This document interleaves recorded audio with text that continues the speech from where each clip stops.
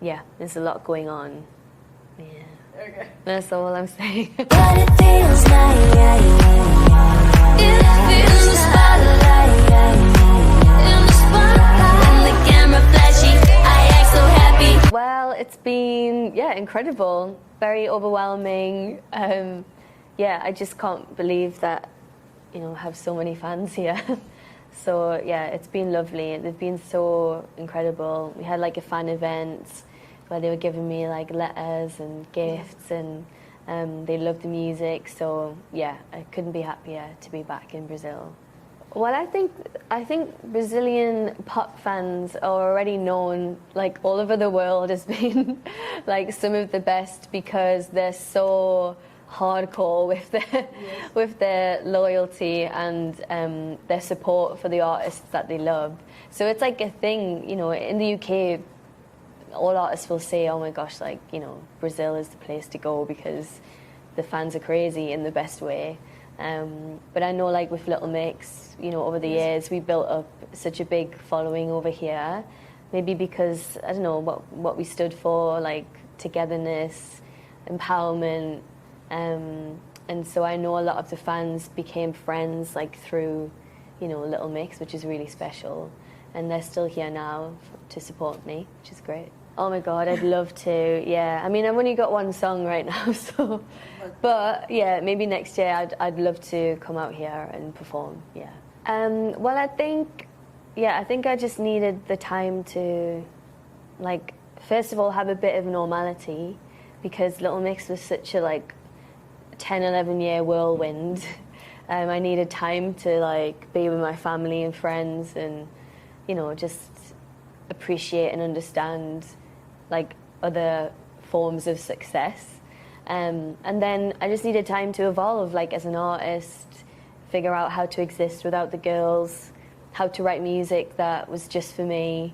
So I'm really glad that I took my time. I think so, yeah. I think there is an element of grief because, like, I lived and breathed being in the band for, like, literally all of my adult life. So once that was over, like, I remember when we did our last show, I went home and I just sat in my apartment and I was like, okay, now what? Like, for the first time in my life, my diary wasn't mapped out for me. It was just blank. So that was a lot to sort of comprehend.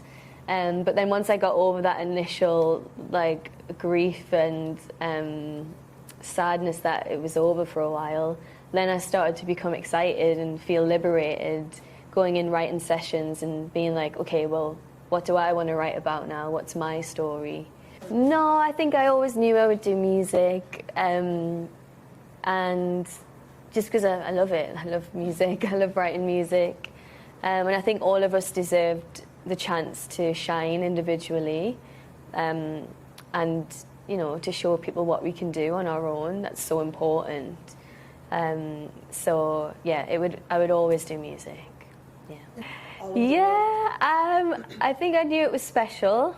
To be honest, I was expecting more of, like, a mixed response, because I felt like it was a bit of a risk as a first single. You know, it's not particularly radio friendly, you know, so as someone that, you know, came from a band where that was always the goal, I felt like I was, you know, out of my comfort zone in that respect. So yeah, but I think the response has been, like, so overwhelming. Like, when I first dropped the song, I had people, like, from the industry messaging me, like, other artists, so many people around me, like, getting in touch that I was just like, oh God.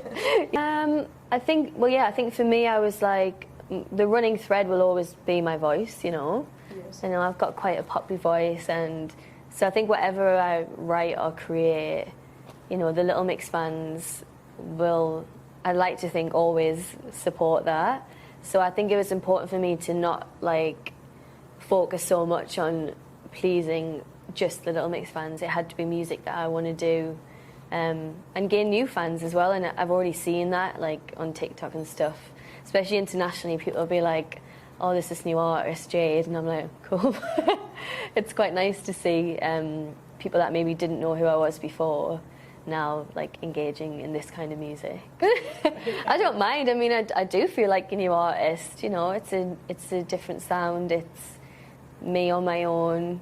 So I think there's nothing wrong with that. I do feel like I'm starting again, and you know, that's the other thing. I think just because I had a huge success with Little Mix doesn't mean that that's just going to happen again for me on my own. Like, I have to work just as hard as I did in the group to, you know, be successful. So, yeah.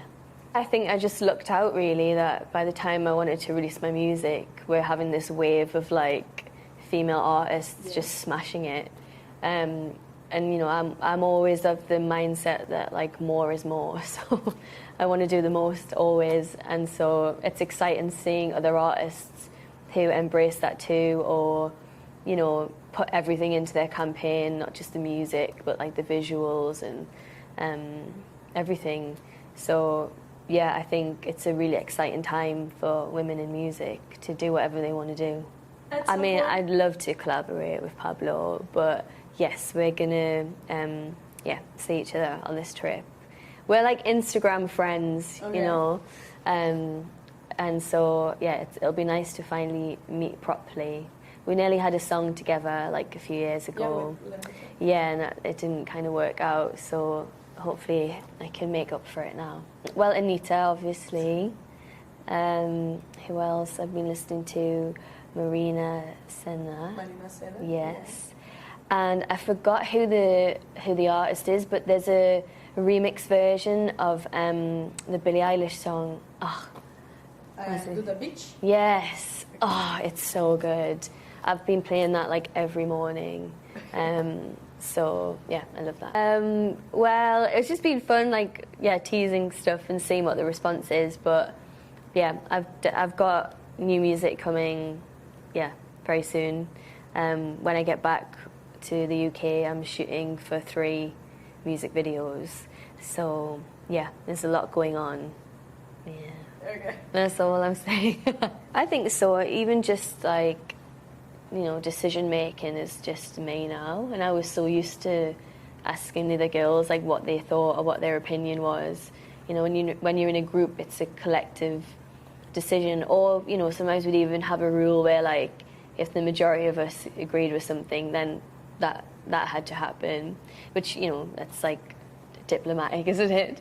Whereas now for myself, it's like it's just all on me to decide what I want to do, which is kind of scary at times, because, you know, if something doesn't land or if something doesn't work out, I can't like blame all of us. I just blame myself. It's on you. Exactly, but it's definitely a good thing. So that's probably the main difference.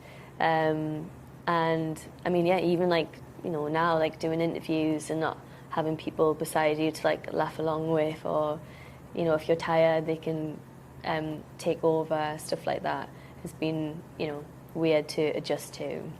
But it's good, I like it. I'm getting used to it now. Yeah, I think in the group, you know, you can't be too like out there because you're all trying to complement each other and kind of match. Yes. So now I'm on my own, I can, you know, do what I want, which is fun. So definitely more music. Quite a bit of music, actually. What else? Yes, yeah. And what else? Just more chaos and visuals and doing the most. Yeah, that's the vibe.